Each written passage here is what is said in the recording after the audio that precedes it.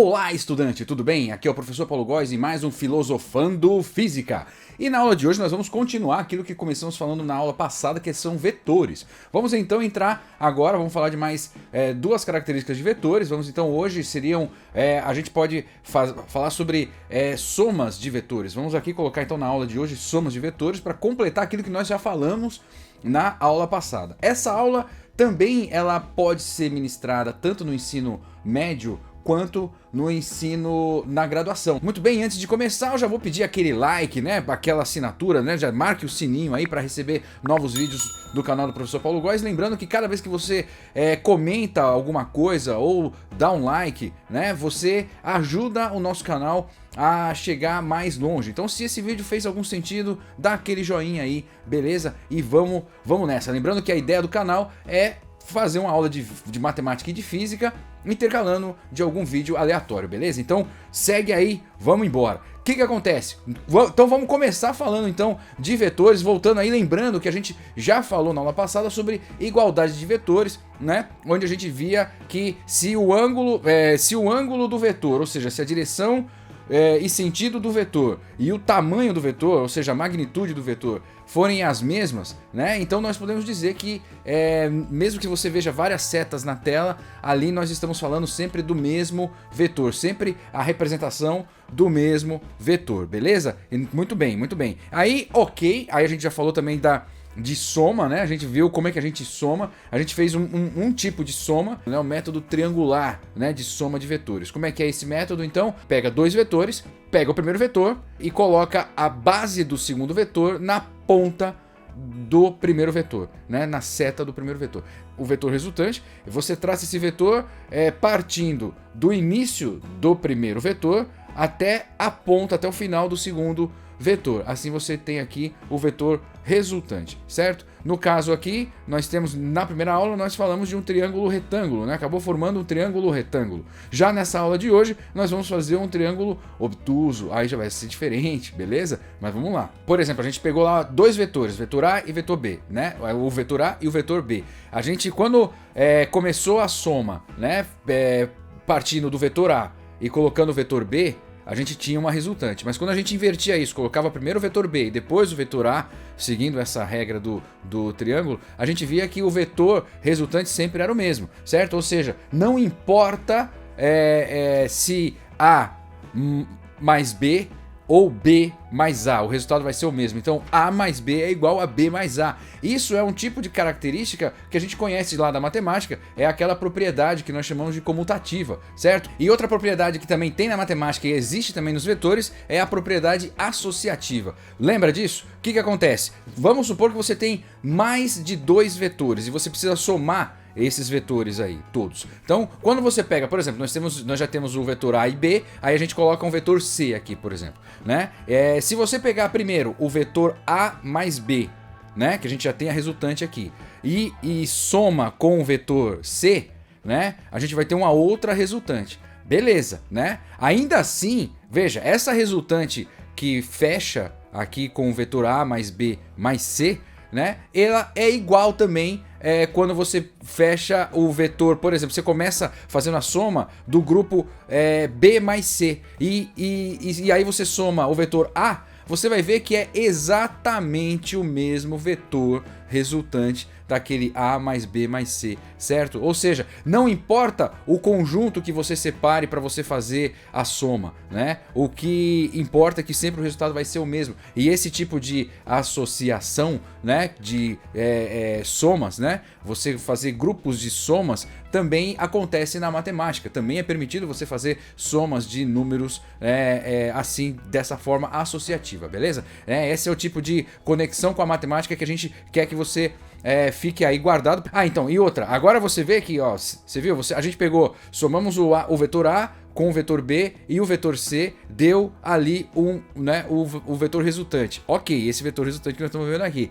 Se a gente mudar, então, começa pelo vetor C, depois o vetor A e agora o vetor B, né? O vetor resultante vai ser o mesmo. Se você inverte, você fala, não, mistura, você põe, agora começa com o vetor B, aí você vai com o vetor A e depois o vetor C, né, você vai ver que o resultante é o mesmo, então não importa a ordem, certo? Então na hora que te passarem vetores, você sabe que você consegue somar isso de forma gráfica desse jeito, certo? Aqui nós não estamos falando de medidas, né? Mas se você tiver aí uma régua, né, em um transferidor, você consegue realmente bastante coisa aí. Nós vamos falar mais disso daqui a pouquinho. Vamos lá. E agora a gente vai falar também do negativo do vetor, porque também tem o negativo do vetor. O que é o negativo do vetor? Bom, o negativo do vetor é exatamente o mesmo vetor, só que com sentido contrário, certo? Então, beleza, é o mesmo vetor com sentido contrário. Então, você vai ter um vetor com a mesma magnitude, com a mesma direção, mas com sentido contrário, ou seja, a setinha está do outro lado, certo? Por exemplo, se a gente pega aqui o vetor A, que ele está orientado aqui na direção leste-oeste, no sentido leste. Então, o vetor menos A vai ser o que está apontando para o oeste, entendeu? Ou seja, para a esquerda. É isso mesmo. E isso é muito legal, isso é muito interessante, porque a gente pode inclusive fazer uma outra associação matemática aqui que também funciona. Por exemplo, no vetor A, nós temos aqui já ó, uma direção, um sentido, beleza, né? Vamos supor que então isso é a representação do trajeto de uma partícula. Essa partícula foi até um determinado ponto, saiu do ponto A até o ponto B, muito bem. Só que depois ela voltou, ela saiu do ponto B e foi para o ponto A. Veja, então, se você fizer a soma desses dois vetores, o vetor de ida, né, vai ser o vetor A e o vetor de volta vai ser o menos A. Então, se você somar, então vai ser A, o vetor A, mais menos A, porque é a volta, e é a mesma coisa de você dizer que é A menos A. A menos A vai ser zero, então o vetor resultante também vai ser zero, ou seja, ele não saiu do lugar, né? Se você bate uma foto no início do percurso e bate uma foto no final do percurso, você vai ver que ele não saiu do lugar, né?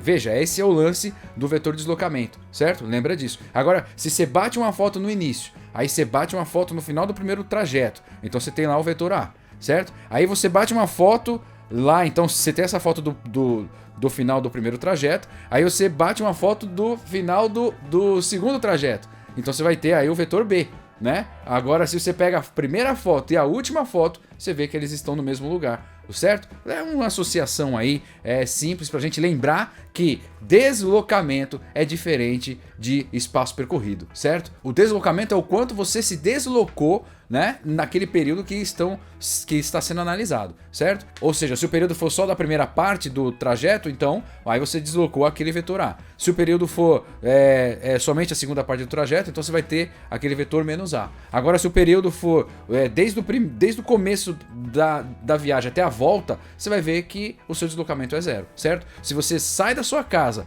viaja para outro país e volta, né? Se você estiver analisando desde o momento que você saiu até a hora que você voltou, o seu deslocamento é zero. Guarde isso, tá? Ah, mas eu viajei centenas de quilômetros. Ok, esse é o seu espaço percorrido, né? O seu deslocamento no final vai ser zero, beleza? Sempre o deslocamento, né, o vetor de deslocamento, enfim, quando você estiver estudando deslocamento, você tem que pensar em um ΔT, que depois a gente vai falar mais sobre isso, em um espaço de tempo, certo? Muito bem, mas segue aí que a gente vai falar sobre isso depois, daqui a pouquinho. Vamos lá, muito bem.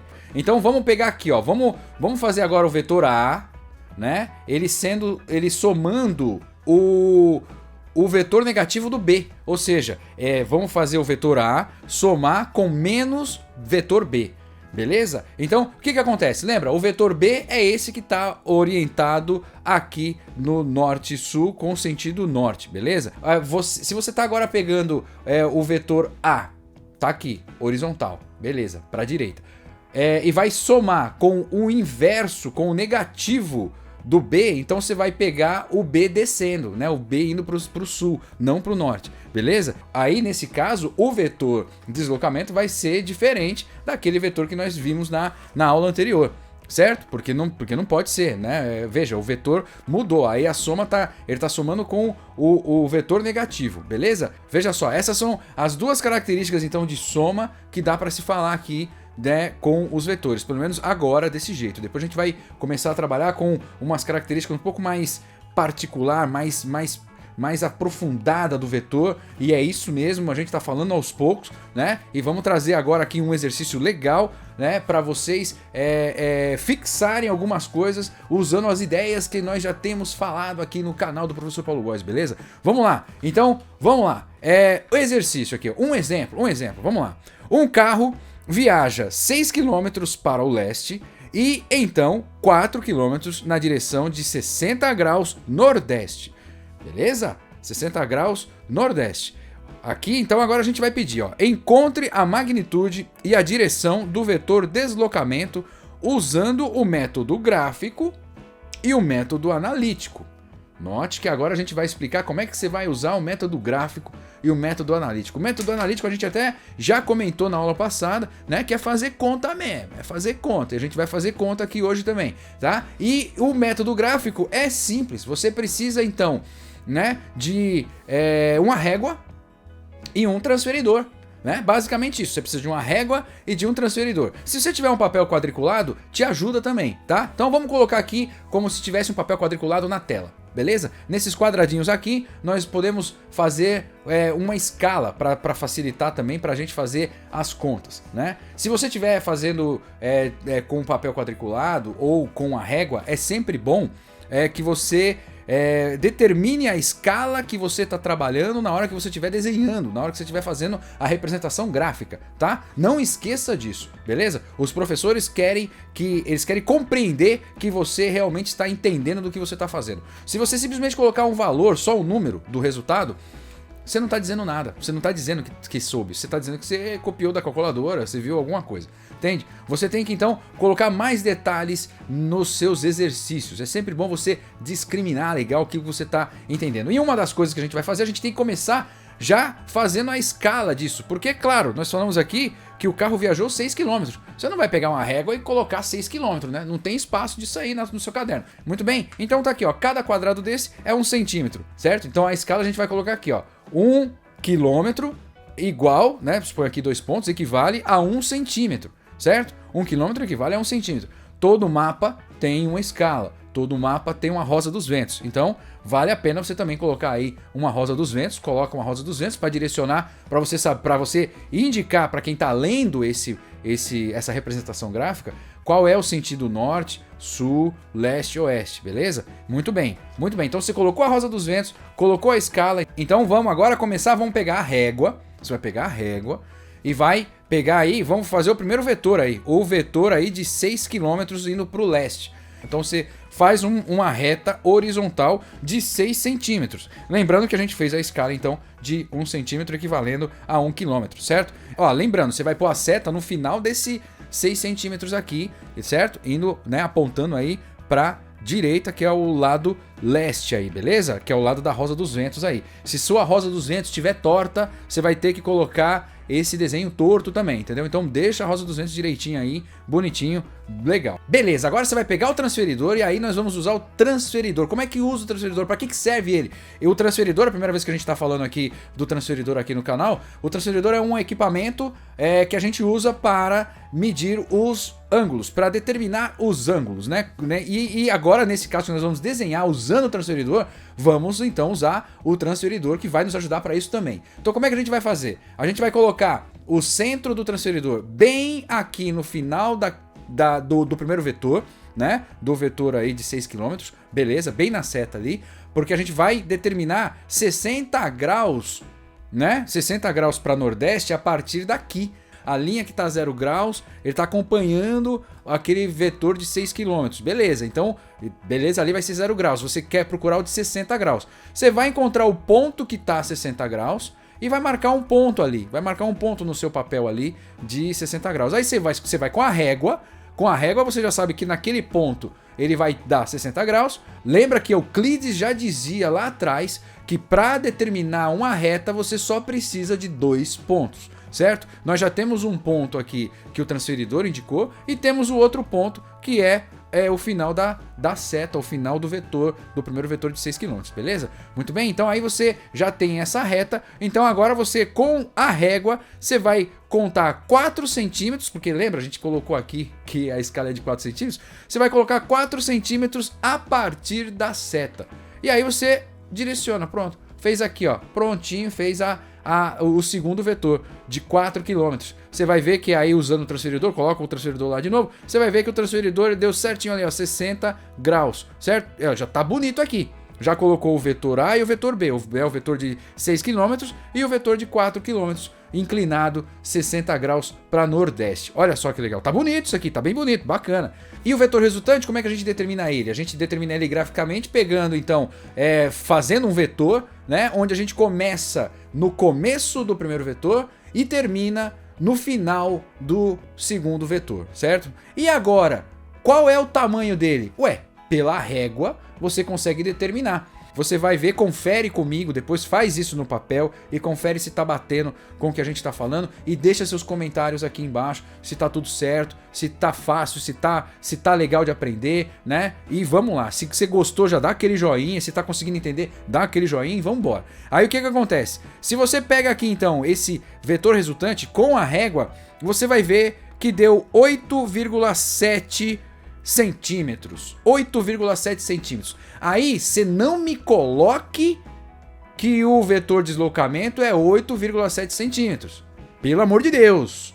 Lembra que a gente está fazendo as contas, começamos a falar do exercício em quilômetros. Então, você vai converter o quilômetro, você vai converter o centímetro que você encontrou em quilômetro. Como a gente facilitou a vida, colocamos que 1 quilômetro é igual a 1 centímetro e então é fácil. A gente viu que deu 8,7 centímetros, então a resposta desse vetor de deslocamento, do vetor resultante, é 8,7 quilômetros. Beleza? É 8,7 quilômetros. E agora, para determinar o vetor totalmente, lembra que o vetor ele não pode ter só a magnitude. Você tem que ter também a direção e o sentido. Então como é que você vai determinar esse ângulo aqui? Você vai pegar o transferidor, é isso aí, você pega o transferidor, coloca ali na base, ali no início então do primeiro vetor ali, né? Para deixar o primeiro vetor bem ali alinhado com o 0 grau, para a gente ver o quanto de inclinação que aconteceu nesse vetor resultante. E aí você vai encontrar então 23,4 graus. Feito isso, colocando isso no papel, determinando aqui, né, no desenho, desse jeito, a gente já pode dizer que metade da questão tá feita. E aí isso aí pronto, já tá determinado essa primeira parte da questão, show. Agora vamos para a segunda, que é a versão analítica. Como é que a gente faz isso? A analítica é conta, cara, vamos fazer conta. Mas aí é aquela história, né? O analítico nós vamos usar aquilo que a gente já vem aprendendo, porque é o seguinte, lembra que na aula passada a gente usou o triângulo retângulo, e o triângulo retângulo tem o teorema de Pitágoras, beleza, mas nesse aqui, lembra, não é um triângulo retângulo, certo? Nesse aqui a gente tem, como ele não é um triângulo retângulo, lembra que a gente já conversou sobre isso, né? Depois da aula do triângulo retângulo, a gente teve uma aula de leis dos senos e leis do cosseno. Então você vê que no enunciado já tem dois lados, né? Você tem ali um lado de 6 km e um lado de 4 km. Aí fica faltando então o outro lado, que é o vetor resultante. Agora como é que você determina esse outro lado? Você não pode chamar esse resultante de hipotenusa, certo? Porque ele não é uma hipotenusa, certo? Aqui hipotenusa, você só encontra hipotenusa em triângulos retângulos, não esqueça disso. Beleza. E aí você vai usar qual das duas leis? A lei do seno ou a lei do cosseno para resolver esse? Lembra disso? Vamos lá, você tem que lembrar das duas, porque senão você vai se confundir e é importante que você tenha ferramentas matemáticas mentais aí para poder utilizar isso de uma forma rapidinha ali na hora da prova. Aqui como é que você vai raciocinar? A pergunta sempre que você tem que fazer é quantos ângulos e quantos lados eu tenho no enunciado? Veja, aqui você tem dois lados, que um lado é de 6 e o outro é de 4, e você tem um ângulo. Veja, então a gente tem dois lados e um ângulo. Se a gente tem dois lados e um ângulo, a gente usa a regra, a lei dos cossenos. Se a gente tivesse dois ângulos e um lado, a gente usaria a lei dos senos, beleza? Então nesse caso nós vamos usar a lei dos cossenos, porque temos dois lados no enunciado e um ângulo já prontinho aqui pra gente, beleza? Então vamos lá? Vamos usar a lei dos cossenos. Lembra qual é a lei dos cossenos? A lei dos cossenos indica o seguinte, por exemplo, a gente vai ter dois lados, que a gente já sabe, entende? E a gente vai ter que determinar o terceiro lado, certo? Vamos guardar isso, por isso que é importante isso. Quando a gente usa a lei dos cossenos, é porque a gente tem dois lados e um ângulo. Então a gente vai usar os dois lados e vai procurar o terceiro lado. Então o terceiro lado é o que a gente vai tentar determinar aqui. Então a gente já coloca assim na lei dos cossenos o seguinte, esse terceiro lado ao quadrado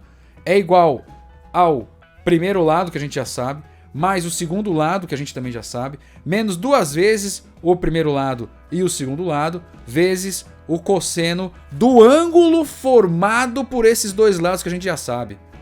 Esquisito, né? Depois dá uma olhada lá na aula de lei dos senos e cossenos, que fica mais claro lá, eu acho, né? Qualquer coisa comenta aí. Mas vamos lá, vamos mudar isso aqui, ao invés de falar de lados e tal, já vamos chamar aqui, né? Já vamos colocar os valores. Então vamos lá, resultante, que a gente está chamando aqui, que é o lado que a gente está querendo procurar. A resultante ao quadrado, né? Ela é igual ao lado A ao quadrado, vetor A ao quadrado, mais o vetor B ao quadrado, menos 2 vezes o vetor A vezes o vetor B, vezes o cosseno formado pelo vetor A e o vetor B, beleza? Muito bem, que aqui no caso a gente chama de cosseno de θ. Muito bem. Bom, a gente já tem aí o lado A, o vetor A é 6 km, o vetor B é 4 km, beleza? O ângulo raso é 180 graus, lembra? 180 graus. Então, 180 graus menos 60 graus, então dá 120 graus. Então, o cosseno aí que a gente está procurando é o cosseno de 120. Então, o ângulo θ aí, ele é 120. Beleza, 120 graus. Então, agora a gente completa aqui, ó. Então, temos aqui, ó, R resultante é igual, então, a raiz de 6 km ao quadrado mais 4 km ao quadrado menos 2 vezes 6 km vezes 4 km vezes o cosseno de 120. Beleza? Muito bem? Aí é só substituição agora, só substituição. Vamos lá, só pra gente já deixar aqui de canto, né? A gente tem que lembrar aqui, né? Lembrar de quanto que é cosseno de 120. Lembra quanto é cosseno de 120? Né? A gente lembra ali do ciclo trigonométrico que o 120, né? O ângulo 120, ele o cosseno de 120, ele é equivalente, ele está na mesma altura aqui do cosseno de 60, só que ele está do lado do quadrante negativo, certo? Então o que acontece? Então a gente pode dizer que cosseno de 120 é igual a menos cosseno de 60, beleza? E cosseno de 60, quanto é cosseno de 60? Lembra, né, da nossa tabelinha de ângulos notáveis? Também acontece aqui. O cosseno de 60 é meio, né? Então se cosseno de 60 é meio, cosseno de 120 é menos meio, beleza? Cosseno de 120 é menos meio. Nós vamos guardando esses números aí. Cosseno de 120 é menos meio. Muito bem, então aqui a gente pode continuar, então, né? A resultante, então agora vamos fazer a substituição. 6 ao quadrado é 36, mais 4 ao quadrado é 16. Aí vem menos. A gente vai pôr menos por enquanto, vamos substituir aqui, ó. 6 km vezes 4 km dá 24 km, beleza. Vezes 2, tá vendo aquele 2 ali? Vezes o cosseno de 120. O cosseno de 120 é menos meio. Então é 2 vezes menos meio, certo? E aí, muito bem. Como tudo isso está em quilômetro, a gente está colocando o quilômetro ao quadrado separado, né? Colocamos esses números todos juntos aí. E agora a gente fecha dizendo, então, 36 mais 16 mais 24. Porque tá ali, ó, 24 vezes 2 vezes menos meio. E esse menos meio, ele inverte o sinal ali, beleza? Então ficou mais 24. Muito bem, tá aí. Então, somando tudo, né, você soma 36 mais 16 mais 24, raiz quadrada, certo? E aí, pode ser científica ou uma calculadora normal nesse caso, e você já encontra, então, o valor de 8,72. Olha aí, 8,72, lembra? Exatamente o número que você achou na régua. Beleza? E a gente achou na régua esse 8,72 centímetros. E aqui já está aqui já em quilômetros. Aqui está a versão analítica legal. A primeira parte da conta tá bacana.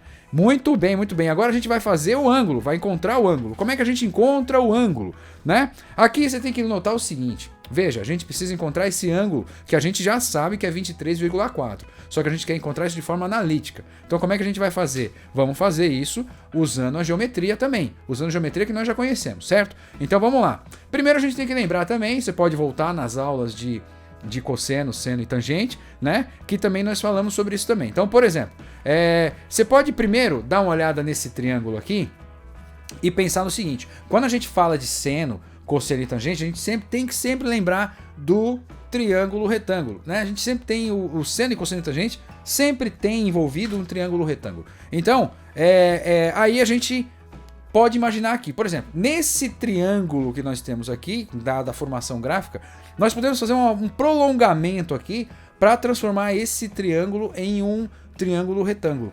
certo? Quando você transforma isso num triângulo retângulo, você tem aqui dois triângulos, na verdade. Você tem um triângulo retângulo, né, maior e tem um triângulo retângulo menor. O triângulo retângulo menor é esse aqui, que a gente já conhecia o ângulo, né, de 60 graus. Veja, a gente já conhecia esse ângulo de 60 graus aqui.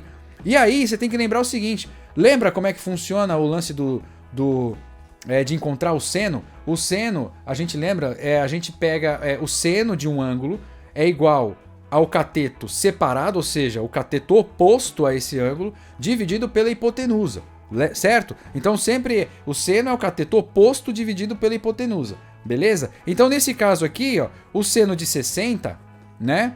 O seno de 60, nesse caso aqui, seria igual ao cateto oposto dividido pela hipotenusa, que nesse caso do triângulo pequeno, a hipotenusa é 4 km, porque a hipotenusa é exatamente o vetor B aqui, beleza? Então a gente pode dizer, olhando essa equaçãozinha aqui, que o cateto oposto, que é exatamente o que a gente quer buscar, que ele é do mesmo tamanho, né, do triângulo maior, o cateto oposto, ele é igual ao seno de 60 multiplicado pelo vetor B, ou seja, B, né, o vetor B vezes seno de 60. E agora, né, então veja que então, para a gente encontrar então o seno do ângulo φ, que é esse ângulo que a gente está procurando, que é do triângulo maior, a gente sabe então que o seno de φ é o cateto oposto dividido pela hipotenusa. O cateto oposto de φ é igual ao cateto oposto do seno de 60 que a gente viu aqui do triangulinho menor, né, do triângulo menor, beleza? Então a gente sabe então que o seno de φ, né, que é o seno do ângulo aqui, vai ser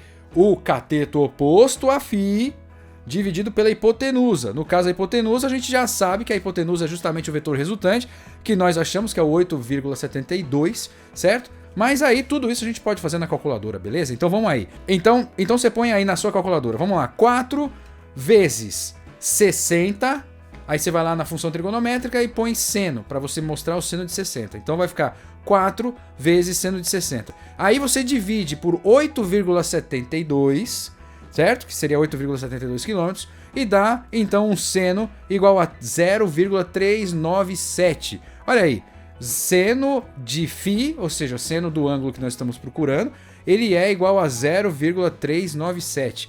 Beleza, mas esse é o seno, e o que a gente quer é o ângulo. E lembra como é que a gente encontra o ângulo? Lembra na aula anterior? Não, a aula anterior, a anterior a gente falou do arco seno, do arco tangente, do arco cosseno, né? Que é isso? É justamente a função trigonométrica que nos informa qual é o ângulo, qual é o arco cujo o seno é esse valor. Então é isso aí. Então a gente vai usar essa função que está aí também na sua calculadora científica. Ali você procura ali a segunda função das funções trigonométricas e ali você vai encontrar o arco seno. Então o ângulo, né? O ângulo φ, ele é o que? Ele vai ser o inverso do seno, né? Ou melhor, é o arco seno, né? Que é a mesma coisa, ou seja, o arco cujo seno é igual a esse número que nós já temos, que é 0,397. Esse número já está na tela.